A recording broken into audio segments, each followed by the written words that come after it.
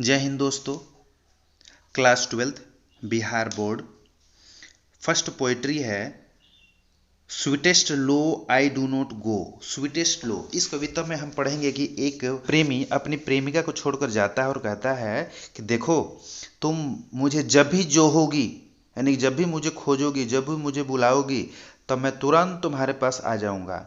जो होगी मतलब जोन, और आ जाऊंगा मतलब मैं डन हो जाऊंगा। डू मतलब करना, डू डी डन, मैं तुरंत वहां डन हो जाऊंगा।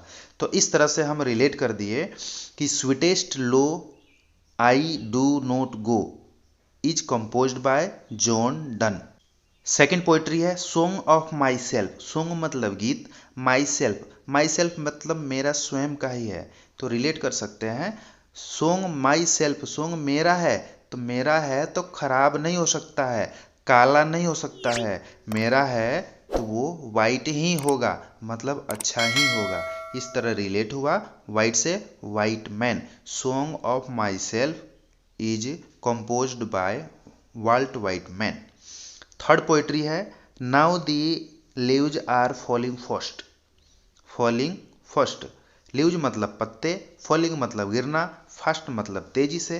तो हम याद कर सकते हैं इसको, तेजी से जो पत्ते गिर रहे हैं वो इवन ओड, इवन में नहीं गिर रहे हैं। आप मैथ में पढ़ते होंगे इवन नंबर्स, ओड नंबर्स, तो रिलेट कर सकते हैं उसी से कि जो पत्ते गिर रहे हैं वो इवन नहीं, ओड में गिर रहे हैं, ओडन, यानी कि WH ओडन।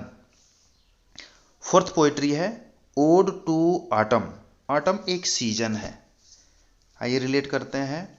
ऑटम में जो कीट पतंगे बहुत उड़ते रहते हैं, तो कीट से याद होना चाहिए John Keats. Ode to autumn is composed by John Keats.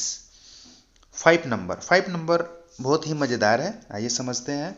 N एपिताफ।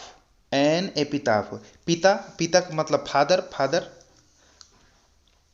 इसमें पिताजी हैं और कोई क्या कह रहा है, वाल्टर डेला मारे, यानी कि पिता को ढेला मारे। ढेला समझते हैं, ढेला एक कोई मिट्टी का बड़ा सा टुकड़ा उठाना और किसी को मारना, ठीक है। तो यहाँ समझाने की कोशिश किया गया है दोस्तों। यहाँ सिर्फ समझाना और रिलेट करने से ही मतलब है, किसी की भावनाओं को ठेस पहुंचाना नहीं है। एन एपिताफ, पिता को कोई कह रहा है कि ढेला मारो, ढेला मारो, तो इस तरह से याद हो गया वाल्टर डेला मेयर। सिक्स पोइट्री है दी सोल्जर। सोल्जर का मतलब सिपाही। जो सिपाही होते हैं ना, वो हर एक चीज को क्या करते हैं, हर चीज में वो एक्सपर्ट होते हैं और हर चीज को वो ब्रोक डाउन करते हैं, ब्रिक ब्रोक ब्रोकन। इस तरह से याद हुआ ब्रोक से, Rupert broke. The soldier is composed bye Rupert broke. Seventh poetry है मेकाविटी दी मिस्ट्री कैट। इस पोइट्री में आप लोग पढ़ेंगे एक ऐसी बिल्ली है, इतनी रहस्यमयी बिल्ली है जिसको पकड़ने के लिए स्कॉटलैंड के जो पुलिस है वो भी लगी हुई है, ठीक है। और हर किसी को ये बिल्ली इडियट बना करके भाग जाती है और किसी के हाथ नहीं आती है, तो इडियट बना कर भाग जाती है। इस तरह से याद हुआ इलियट, यानी कि टोटल, पूर्ण रूप से, TS इलियट, पूर्ण रूप से, यानी T फॉर टोटल, पूर्ण रूप से इडियट बना करके भाग जाती है। यानी कि Macavity the mystery cat is composed by TS Eliot. Fire hymn, fire hymn हमारा एट्थ पोइट्री है। एक व्यक्ति है वो क्या कह रहा है, फायर हाइमन, यानी कि जो हमारा मन है वो फायर है। फायर मतलब आग है। दोस्तों बचपन से हम लोग पढ़ रहे हैं कि हमारा मन चंचल है, लेकिन यहाँ पर ये आदमी कह रहा है फायर है मन, ये गलत बोल रहा है। तो सुनने वाला व्यक्ति बोला लगता है यह दारू पिया हुआ है, तभी कह रहा है कि फायर हाइमन। तो दारू से रिलेट हुआ कि न दारू वाला। हमारा अगला नाइन्थ पोइट्री है स्नेक। आपको पता है स्नेक पकड़ने की बात इस पोइट्री में की गई है, तो ऐसा समझ लीजिए कि स्नेक पकड़ने के लिए बहुत से नियम बनाए गए हैं, बहुत से नियम बनाए गए हैं।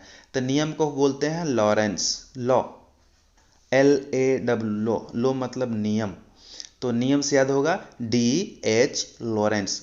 Snake is composed bye DH Lawrence. 10 number बहुत आसान है और इजी है। माई ग्रैंड मदर्स हाउस, मेरी दादी माँ का घर है, किसी और का घर नहीं है, मेरी दादी माँ का घर है। और जो दादी माँ का घर है वो बड़ा कमाल का है, तो कमाल से याद होना चाहिए कमला दास। दोस्तों 10 के 10 पोइट्री को बहुत आसानी से रिलेट करने की कोशिश किया है। आशा करते हैं आपको अच्छा लगा होगा।